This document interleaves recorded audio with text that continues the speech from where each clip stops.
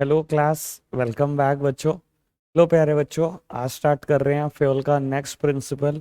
Principal का नाम है बेटा यूनिटी ऑफ कमांड। मतलब बेटा इस बात का बाबू कहते हैं unity of command means command देने वाला पर्सन हमेशा एक होना चाहिए। बेटा फ्योल ने बड़े क्लैरिटी से इस प्रिंसिपल को समझाया। It situation should be like that कि सुपीरियर ए को सबॉर्डिनेट दो हो चलेगा, कोई दिक्कत नहीं है। सबॉर्डिनेट चाहे 20 हो चलेगा, लेकिन बेटा यहाँ कमांड देने वाला तो एक ही है ना। सिचुएशन कभी भी ऐसी नहीं होनी चाहिए कि बेटा एक सबॉर्डिनेट को दो सुपीरियर कमांड दे रहे हो। आपको इस सिचुएशन से बचना है। और फ्योल बताता है कि क्यों बचना है। बेटा अगर ये सिचुएशन ऑर्गेनाइजेशन में परसिस्ट करी कुछ दिन और, तो बेटा ऑर्गेनाइजेशन अपना ही लॉस कर बैठेगी। और लॉस बेटा बहुत सारी अलग अलग वजहों से हो सकता है।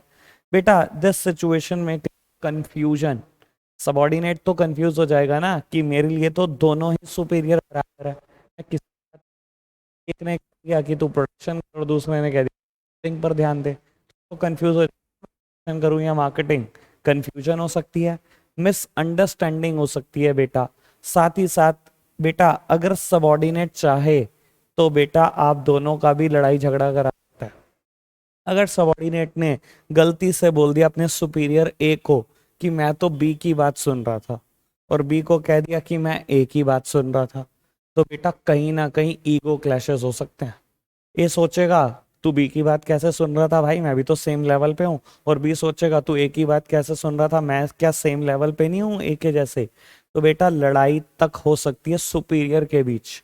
दूसरी बात बेटा, नोइंगली बच भी सकता है ये काम करने से। अगर ए को कहे मैं बी की बात मान रहा था, बी को कहे ए की बात मान रहा था, और काम किसी का भी ना करे बेटा, तो नोइंगली काम करने से बच सकता है।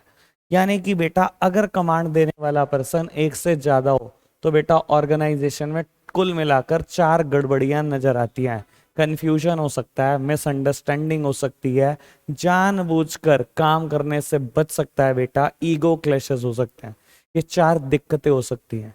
इसीलिए बेटा कमांड देने वाला पर्सन एक होना चाहिए। साथ ही साथ यहाँ एक बात और क्लियर कर देता हूँ बेटा आपको। देखो 90% जगह पर फ्योल और टेलर में बड़ी सिमिलैरिटी है, लेकिन एक दो जगह पर बेटा डिफरेंसेस भी हैं। तो बेटा आज पहला डिफरेंस आ रहा है, इसका डिस्कशन कर लेना यहाँ बहुत जरूरी है।